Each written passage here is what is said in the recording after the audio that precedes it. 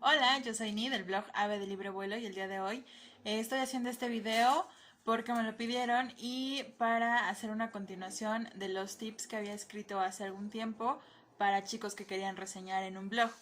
En esta ocasión los tips están dirigidos para chicos que quieren hacer reseñas escolares. Entonces espero que les guste. El primer consejo que te voy a dar te parecerá muy obvio, pero es no copies o no saques las cosas de internet.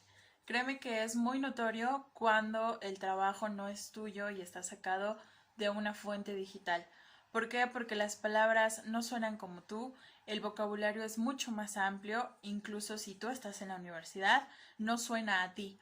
Y bueno, pues los trabajos que tú puedes encontrar en internet generalmente están especializados, están enfocados en un tema en específico que a lo mejor no es la asignación que a ti te dejaron. Entonces, pues a lo mejor sé que cuesta mucho trabajo escribir, pero pues da tu mejor esfuerzo. Aunque el trabajo tenga una mala calificación, aunque a lo mejor sientas que no fue lo suficientemente bueno, pues te puedes quedar con esa satisfacción de que lo estás haciendo tú, que estás sacando ese trabajo de tu mente. Entonces, pues ese es el primer consejo. El segundo consejo es información es riqueza. ¿A qué me refiero con esto? A que mientras más realices tú una búsqueda sobre el autor, sobre la época en la que fue escrito, sobre los acontecimientos históricos a los que hace referencia, más rico va a ser tu trabajo a la hora de redactar. Entonces, pues no le tengas miedo. Lánzate a la búsqueda y seguramente encontrarás grandes sorpresas. Punto número 3. Describir y escribir. Quizá va a ser lo que más te cueste de todo tu trabajo o de toda tu reseña.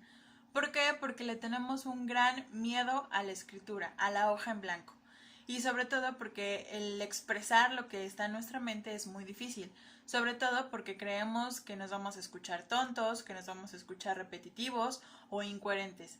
Pero es muy importante que tú empieces a desarrollar esta habilidad de la descripción. A mí, debo de ser sincera, me costaba muchísimo trabajo. Era algo que me llevaba horas, sobre todo porque pues quería dar ese punto por punto en coherencia en mis trabajos y entonces me podía aventar toda una noche realizando una sola tarea. ¿Qué fue lo que me funcionó o cómo lo resolví? Bueno, pues lo que yo hice fue vaciar mi mente. Todas las ideas que me llegaban a la cabeza las anotaba, iba escribiendo en la computadora y después dejaba descansar mi escrito y ya revisaba, iba quitando o metiendo cosas que me habían hecho falta o que sobraban. 4. Di no al spoiler. ¿Qué es un spoiler? Pues es prácticamente quemar alguna parte de la trama importante para la historia. A lo mejor nos ayuda a comprender el final o es el final como tal. Entonces, pues trata de no hacerlo. Si tu profesor es la única persona que va a leer el escrito, bueno, pues a lo mejor no hay tanto problema, pero si lo vas a compartir con tus compañeros, si a lo mejor el libro nada más lo leíste tú y lo vas a comentar en clase, pues sí es importante que tengas cuidado de estas cosas. De igual manera, ten mucho cuidado de no contarle cosas importantes de la historia a la persona a la que le recomiendes el libro. Punto número 5. Di la verdad. En una reseña se vale decir la verdad. De hecho, es algo que yo te recomiendo mucho y algo que yo hago mucho en mis reseñas. Es difícil que nos guste un libro que nos han dejado en la escuela, sobre todo porque pues es una tarea, es algo que tú no elegiste y posiblemente sea un libro que no estabas buscando en ese momento y que ni siquiera necesitabas. Pero como te decía, en una reseña es válido. Si el libro no te gustó, date esa oportunidad de explicar con argumentos las razones por las que no te gustó. Si por el contrario el libro sí te gustó, bueno, no solamente te quedes con el está bonito, qué bueno que me lo dejaron, porque créeme, ha pasado. Aquí hay un ejemplo.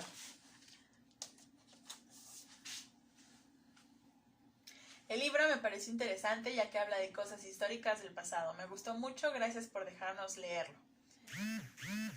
No es malo, pero al final de cuentas no estás diciendo mucho en esta conclusión o en este escrito. Más bien explica qué sí fue lo que te gustó por qué si te gustó, qué parte, y bueno, pues si hay cosas históricas, pues a lo mejor puedes explicarlas. Entonces, sé más descriptivo, sé más abundante a la hora de explicar los motivos del por qué no o por qué sí te gustó. Si ya venciste el miedo a la hoja en blanco y a escribir, entonces es momento de hacer una pausa y pensar que no debes de escribir para ti o como tú lo estás teniendo en tu cabeza. Las ideas cambian de la mente al papel. Entonces ten mucho cuidado y lo que yo te recomiendo, que es algo que yo hago, es escribirlo todo, darme un respiro, a lo mejor irme a hacer otra cosa y después regresar y leerme escrito en voz alta. ¿Por qué? Porque a veces estamos calientes por lo que acabamos de escribir, nuestra mente está metida en ese tema y no nos damos cuenta que hay errores de redacción, que hay cosas que se repiten y si esto no te funciona también puedes pedirle ayuda a una persona que esté contigo. A lo mejor leérselo en voz alta o grabarte también puede funcionar para que veas qué cosas tienen sentido y qué cosas no. Si eres un crack de la lectura, bueno, este punto a lo mejor ni siquiera lo necesitas, pero siempre es importante revisar tus escritos. El punto número 7 es que cuides tu ortografía.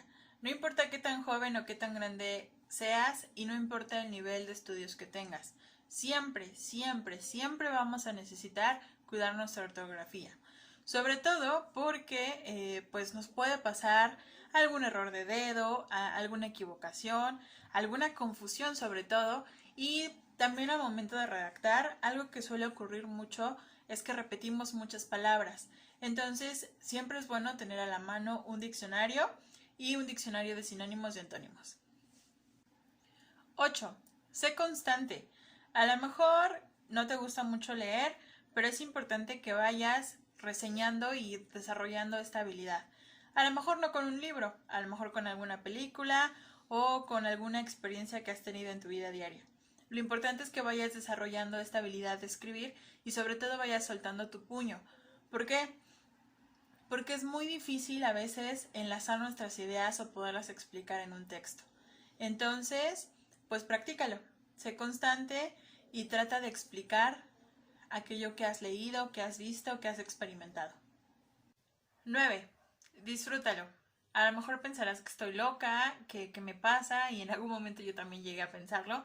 Pero bueno, te puedo decir que es muy importante que seas constante para que aprendas a disfrutar el reseñar un libro.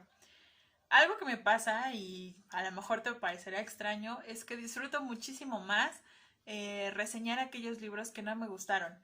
¿Por qué? Porque para mí es más fácil explicar la razón por la que me desagradaron por completo y pues me es más divertido dar todos esos argumentos en contra.